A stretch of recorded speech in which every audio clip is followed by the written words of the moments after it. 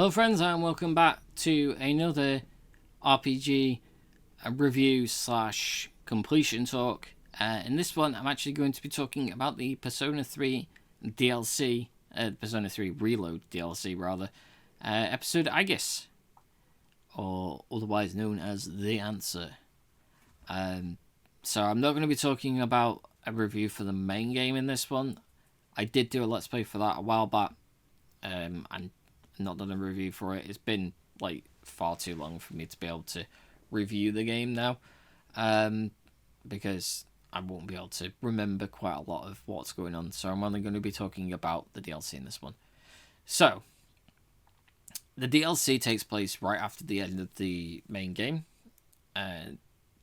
Obviously, in the main game, the main character passes away at the end of the game. It doesn't explicitly say that, like, in-game, and it's not something that's brought up in Persona 3 Portable either. So yeah, the main character passes away, and it carries on from there. Aigis wakes up, she's going through a tough time, all the characters are gonna give up being Persona users and all that kind of stuff, and then they kind of sit down to get ready for leaving, basically, and the day stops. It keeps replaying the same day over and over again, the 31st of March, and then they find out that Metis, one of the characters in the game, has somehow managed to get into the dormitory, and she attacks all of the characters until Aigis stops her. And she then introduces us to the Abyss of Time. The Abyss of Time is a desert-type area underneath the dormitory, where there's like several doors. I do believe that this is referenced in a way in Persona 3 Portable. There was an area in Persona 3 Portable in Tartarus where you could go into like several doors, and then once you completed all of those bosses that were in those doors, you would then fight the super boss. So I believe that it's like that, but made into like slightly different for like the original DLC sort of thing. So Portable made it different. I don't know all the details, but that to me was like what that looked like. So basically these are all like small portions of Tartarus. It's just the same sort of floor layout as you would see in the main game. So in that sort of aspect, like, it's pretty similar to the main game. You're basically doing the same thing. It's like various different dungeons and stuff. You go down several levels, you fight bosses. The monad doors are there. There's 3 levels. You can fight 1 boss, 2 bosses, or 3 bosses. Then once you beat them, you get items. I use that a lot for getting equipment upgrades rather than actually buying them, because they were generally better than the stuff that you could buy. Like, it was really weird the way that they did that. It was just like, you don't actually need to buy anything. So it's like, okay, fine. It got rid of most of it got rid of like 90% of the social aspects of the game, the sort of day-to-day bit that the Persona series is kind of known for now. There were items that you could get after defeating bosses that allowed you to spend time with the other characters, but it only unlocked a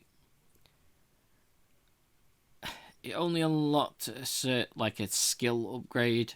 I'm gonna say skill. It was like, so for Junpei, for instance, it allowed him to get critical hits easier. These were in the main game anyway.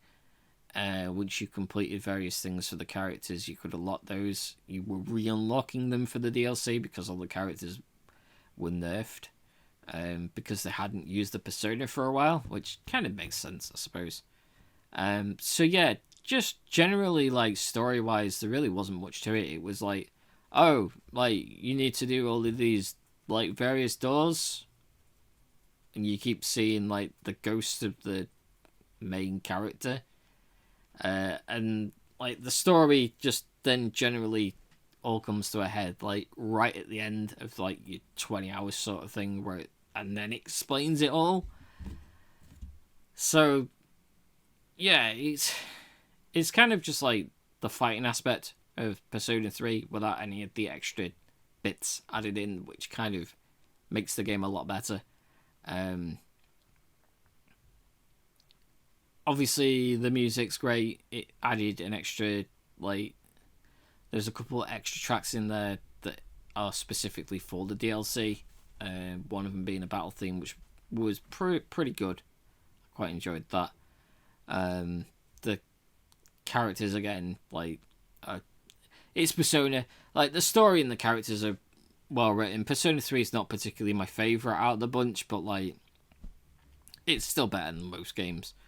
And it keeps its same colourful sort of vibrancy to it. But yeah, the DLC was okay. Was it needed? Probably not. But extra 20 hours of Persona, you know, why not? It ties us over until Metaphor Refantasio comes around. So yeah, let's go on to talk about the achievements now.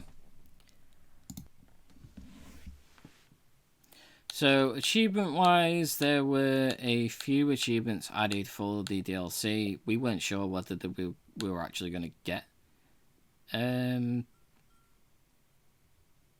DLC achievements. I think this is the first. Yeah, it's the 10th. Okay, so that's the first one.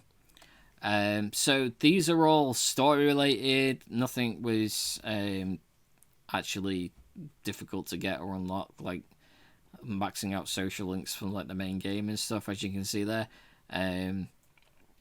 Awaken to the power of the wild card. So Aigis takes the wild card persona ability from the main character to use as her own, so that she can use any persona, making her like the main character for the DLC. And then once you complete each of the different doors, you get to view the past of each of the different characters. Well, most of the different characters, not all of them, as you will soon see. So we've got Amada, Sanada, Junpei, Mitsuru, Yukari, and then Aigis. Fuka didn't get one for some reason. Not entirely sure why Fuka doesn't get one. I thought that was a bit weird. And Koromaru was in Junpei's briefly, so I'm guessing that was why they were like, oh yeah, Koromaru's in Junpei's, we don't need to give him one. And then watch the ending. Like, as far as achievements go, like, they were all story related. There was nothing difficult there. You play the game, you play through it all, and you'll eventually unlock them all. And that's pretty much it. Do I recommend the DLC? I enjoyed playing my 20-ish hours on the DLC. I did get it free from having Game Pass, so I mean, free DLC, free 20 hours of Persona. I know it's a sticking point for some people, being on PlayStation, where you had to buy the DLC episode with a lot of other stuff that was like completely unnecessary, like costumes and music pack, I think, was another thing that was in there. Like, there was a couple of things that were just like, yeah, I kind of don't need these. The DLC did also come with a Joker super boss fight, which I didn't bother doing. I didn't need to, so I didn't bother. But yeah, I enjoyed it. The price point may be a sticking point. Might be best to wait for it to drop in price. But completionist wise, for achievements, the DLC's probably the easiest experience that you'll get with Persona achievements ever. So yeah, that is the Persona review achievement ramble for the DLC episode Aigis, or otherwise known as the answer. What is the answer? No idea. We need to find out the question first. I don't know what I'm saying, I'm rambling. Anyway, if you did like this content, don't forget to like, comment, and subscribe, and I will see you in the next one.